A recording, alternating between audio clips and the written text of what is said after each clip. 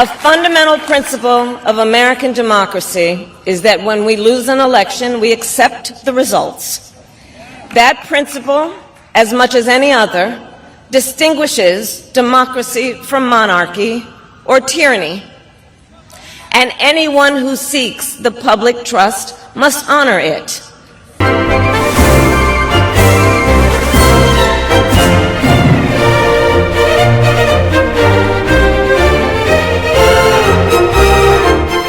So as you guys have just seen, Kamala Harris has given her word. It was very surprising for me to actually hear that kind of speech from a person that I thought was not that much interested in it. So today we will be talking about Kamala Harris' speech with my colleague Dameka, and also what is Trump thinking, the policies that he will be implementing on Africa, on the relation that U.S. has. So let's start with the Kamala Harris speech. So tell me your view. How did you find it? Well, it was really surprising, as I have just said, because I was like, the way she was engaging, the way she was expressing what she had and what she was feeling at that moment really made me think this was supposed to happen before the election. Like, you're supposed to have such kind of speech before the election so that people can choose you, can vote for you. So that's one of the things that I was able to see. And at the same time, the way she was engaging with her audience made me think, what, wow. Like, she has, like, if that is the actual base foundation that she has a very good supporters. People were crying. Some people's hands were shaking. People were like emotionally connected to the fact that she's just now replaced, and the whole system has been replaced. So the speech evolved on many ideas. She brought up many core ideas that I found very interesting. I would love to talk about that, but if you have any reflections on the speech, let's. So they did not only lose the democratic election, they lost the system that they were trying to implement for the past 4 years. And there is also the understanding where Trump will change everything, especially based on policy and policies which will impact them directly. So the other thing I really actually admired was the peaceful transfer of power. So as you mentioned earlier, and as we saw in the speech, one of the main focus points of her speech was that she accepts the results and will help the Trump cabinet or the Trump team settle into the White House. Yeah, just to mention some points that I have noticed. The first one is that you just said, the fact that she and her team was ready to let go and to pass power peacefully. And she mentioned it as American democracy. American democracy is accepting your loss. And when we accept our loss, it doesn't mean that we actually lost. And we have to understand that the government, also the leaders, presidents, they come from the society and they will go back to the society. And that is something that we need to be able to incorporate if we want to participate in the political areas. So she was like, we're going to accept it proudly. This doesn't mean it's over. Whatever that concerns America and Americans, we will still involve because we will serve the people. And other than that, she also mentioned something that really made me say, like, trust me, you were supposed to say this at your campaign, was that we need to stay loyal to our consciousness and our God. So that means that if someone is loyal to themselves, if someone knows what they want, and if they are able to stay loyal to that consciousness that they have as humans, and if they believe and always stay loyal to their God, they will always choose the best for their people, not for their interest. I wish we saw this prior to the election. I know, and you know what though, the most funny thing actually that I found is that I was like, when I heard the speech, I need to see what people are saying, right? I went to the comment section, people were like, honey, you're supposed to do this. You're supposed to get your campaign. And yeah, people were like saying you were supposed to engage like this. And also she said that we don't serve our party, or we don't serve our interest. We serve the Constitution of the United States. So that's what Donald Trump will do eventually, because no one is above the law. Yes. Exactly right. So that itself shows that the people, there will be some difference, there will be some change, but at least it's something that is happening peacefully, naturally. The flow is much eased now. It was also very interesting to watch how different media outlets reacted to her speech and also to Trump winning. So as expected, the left media and the right media both acted differently. Obviously, the Republican side of the media was very happy with the results. The Democratic part of the media was more of concerned. Yes, they have accepted the result. Yes, they have accepted that Trump will be their president for the coming 4 years. But they also fear that they will get prosecuted for attacking him for the past 4 years. He kind of said it too. Yeah, you signed for it. Yes, so they are scared that he will come after them when he is in power. We know his reaction towards media and how open he is on his views regarding media, especially media that depict certain stories in other ways or give certain stories more coverage and more attention than others to change or sway the population's state of thinking or way of thinking. So Trump's relationship with the media is also one interesting thing to see. In general, the Republican Party relationship to media is very interesting concept to see. Yes, I think this is very important because the fact that Donald Trump was able to win is because of also the support of media, different forms of media. So now, especially at this time, controlling and being able to adjust the way the media is portrayed to the people is one way of controlling the people. And you don't have to be that controlled, but at the same time you should be able to adjust some things. And I think that is somehow needed because there are a lot of things happening right now while we're having this conversation that is so heartbreaking that the media is not showing, that's not portraying, that's not giving that light, that spot. So maybe the fact that Donald's going to be inclusive in that area might help the balance and that tension and the need for help that people need right now. That will be covered, His presence on the media, both the mainstream and digital media, through this whole election process and campaign was truly remarkable to see how he was able to capture people under 30 and also the older population. 1 in 3 black people voted for him.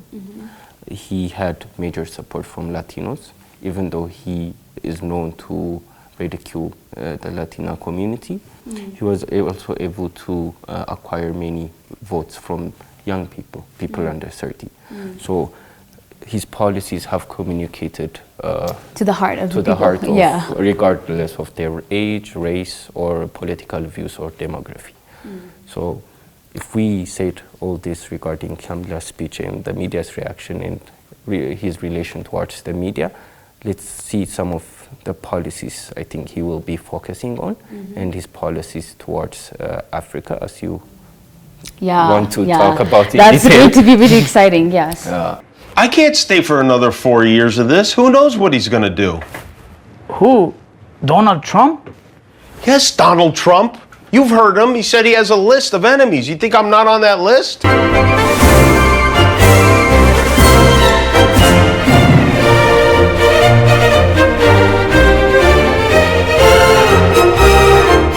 What would the Republicans' policy would look like for the coming 4 years? And I think we can conclude this. I think the policies that Donald will implement will really satisfy, and you cannot satisfy everyone, but it will satisfy the majority interest of the people. So we should understand that this is not something that has been just happened because of he's chosen for the president. One of the things that got him elections was people wanting these policies to come back. Some of the policies that he will implement now, he tried to implement them the first time he was president, but he was not able to enforce all of them because of many political and social issues.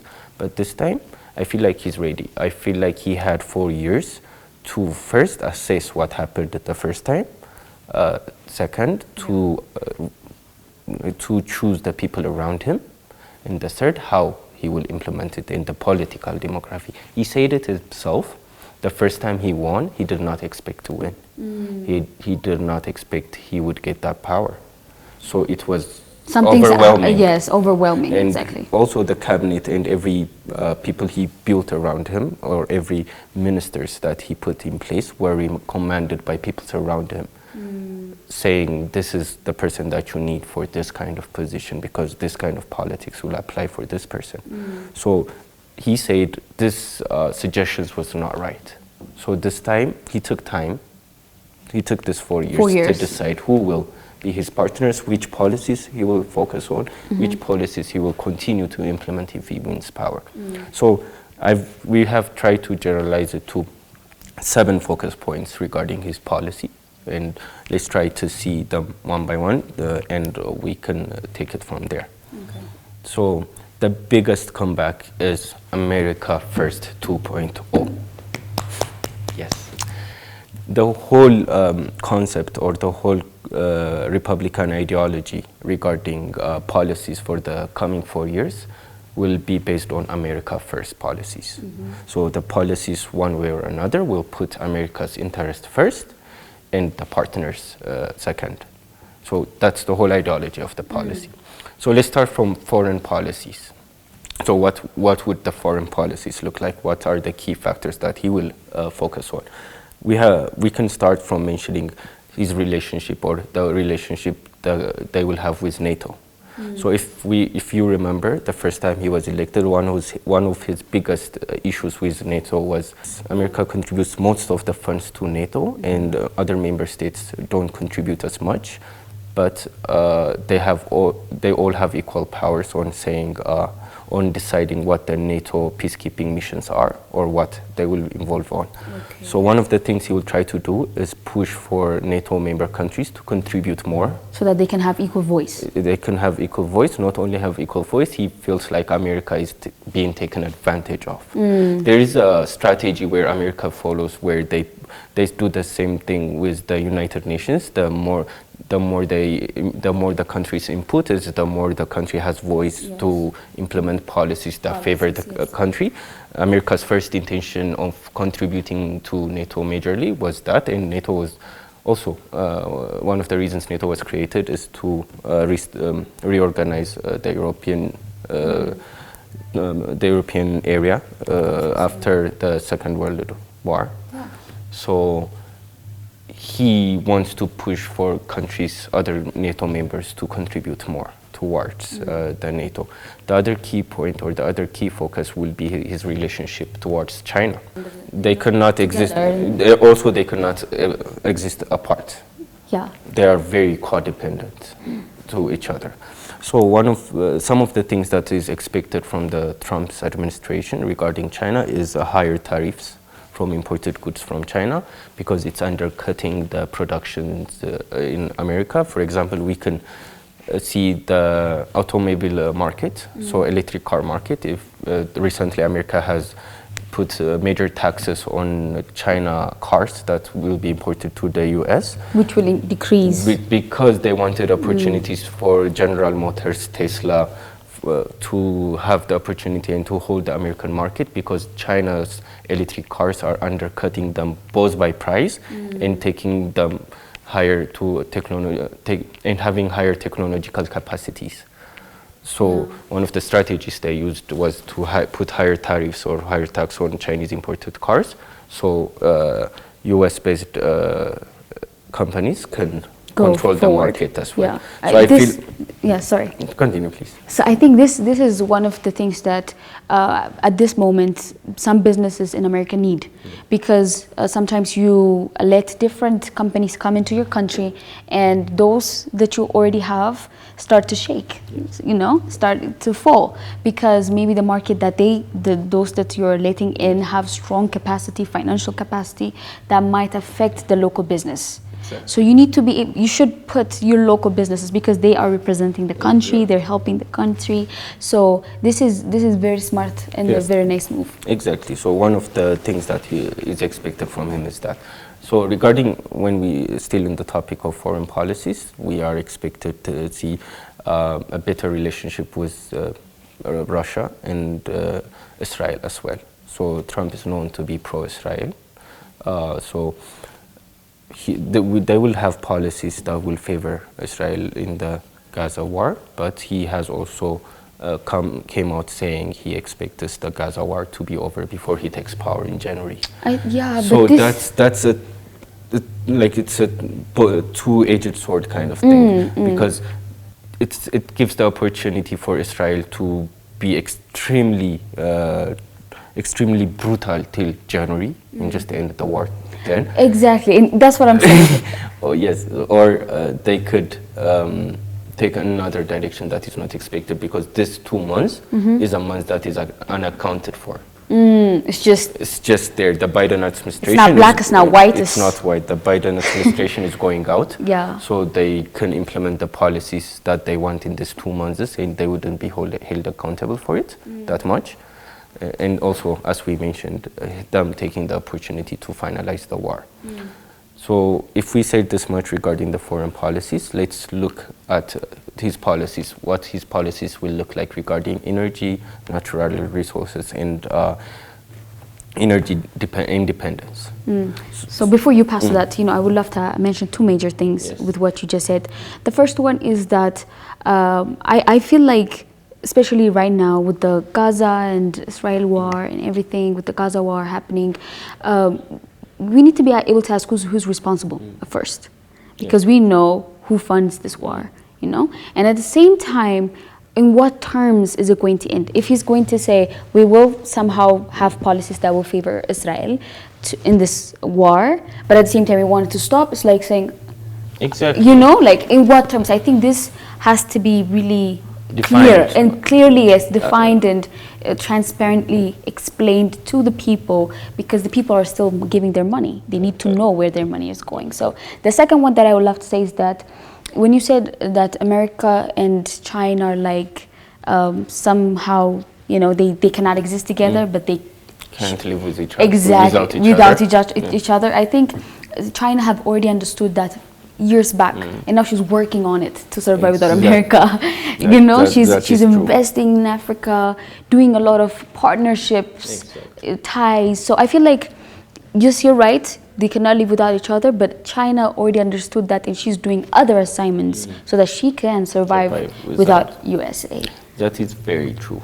It also comes to this topic that we are going to discuss now regarding policies on energy, natural resources, and energy independence. So when we come to Trump's policy regarding this, is the Democrats had a policy of not using US's natural resources heavily, especially when we come to oil. So Trump wants to drill. He wants to use US's oil for US permanently.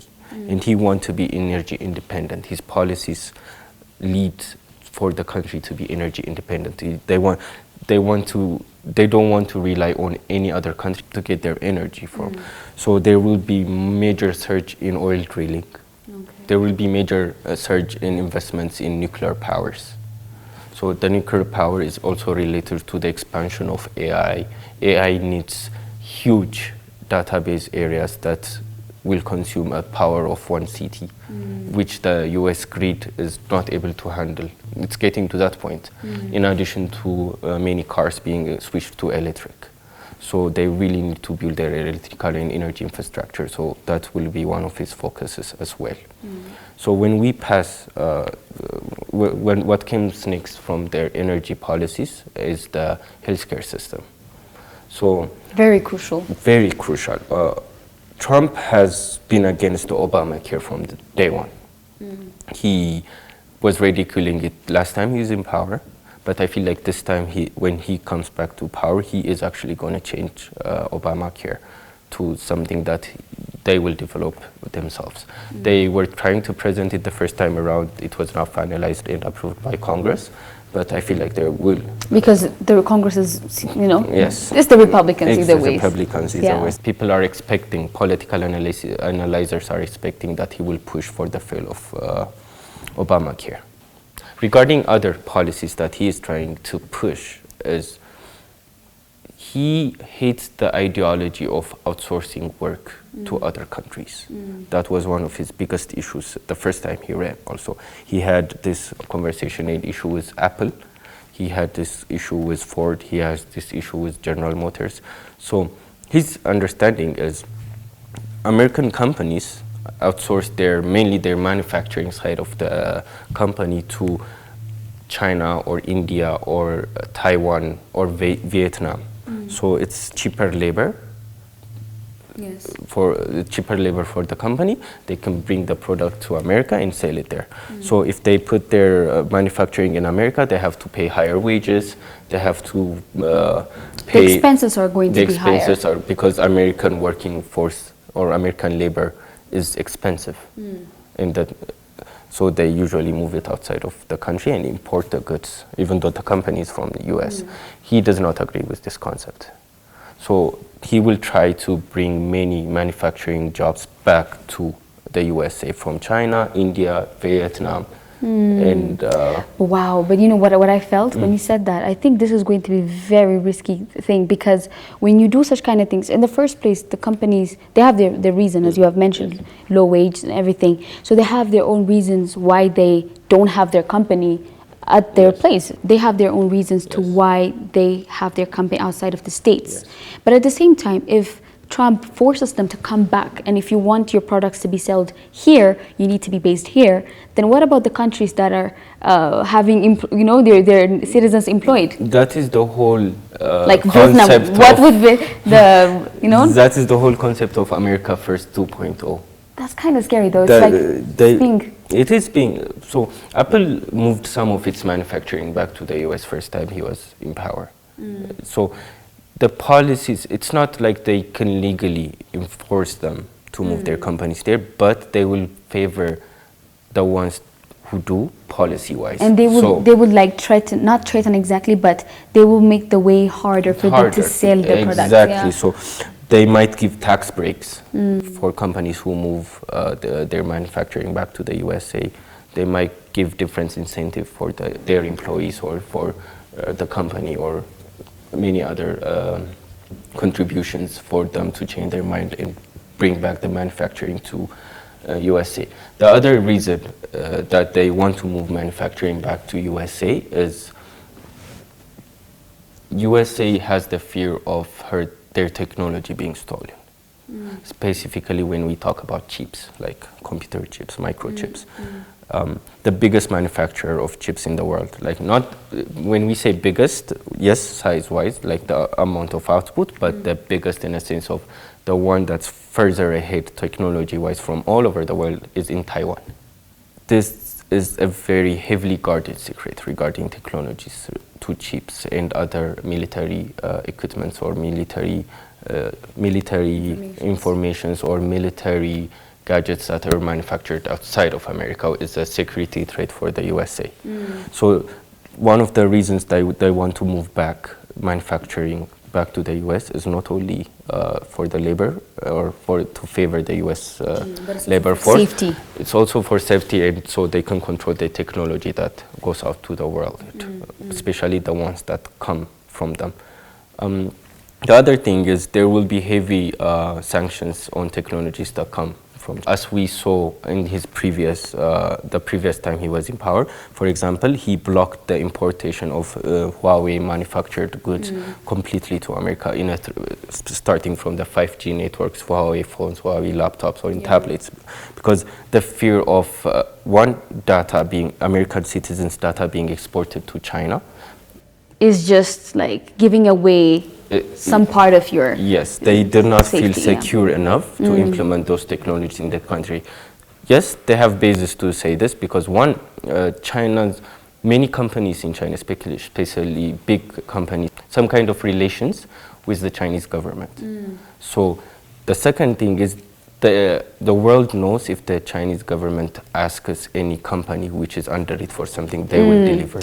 They cannot say no. So they could request for data from a US citizen or a US government employee, and they would have the data. So because of these factors, there will be some embargoes on technologies that are imported from different countries. We can list other policies that he will implement, but it would take all day. Yes, so yes. These are some of the focus points I picked for today. Leaving the base for last, his policies on immigration. Drumstick. I was about to be so excited. Yes. So that's the scary part. Yes. I feel like you have a lot to say regarding this. Oh wow, oh wow. Actually, yes, I do. The thing is, this is very, very scary for people, you know, that migrated to America, settled, started their life, started their business, and you know, all good. Because he said that's the first thing he's going to do. Yes. That's the first thing I'm going to do. And I have this fear that this will not only impact the economy, because there are a lot of people that have business there, that have that employ people and that are running things. Yes. So this might affect the business. At the same time, the psychological impact that it might cause will be very significant.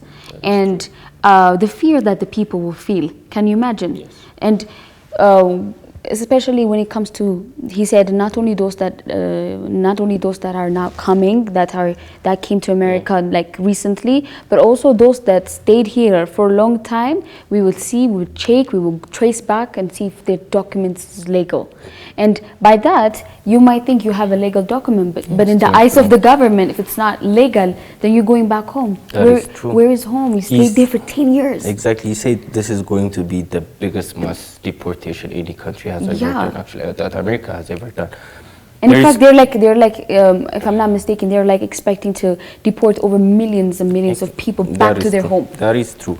There are two sides to the whole immigration movement. So there's the border immigration that they're trying to protect for the immigration from Mexico to America. When we say the immigration from Mexico to America, it's not only Mexicans that migrate to America through Mexico. It's people migrate to Mexico so that they can migrate to America. That is what is happening right now. So the first time he was in power, he was pushing heavily to build a wall, which he was not able to finish. I feel like he will try to finish the wall this time. Do you think that's a solution? No, it's not about it being a solution or not, but I also expect him to do it. The political analysis around the world is saying that would be one of his first moves, because open border policy was the policy of the Democrats, or for example, Kamala was directly involved on the border control and immigration. That was her task given to her by the Biden administration while she was a vice president. So she had an open border kind of concept. So I feel like he will change that completely. The second part is what we mentioned, mass deportations of people that has already stayed in the country for a very long time, checking if they have original files and checking how they got to the country and giving them mass deportations. So it's truly scary to watch, and his policies regarding that is something that will reflect throughout the world.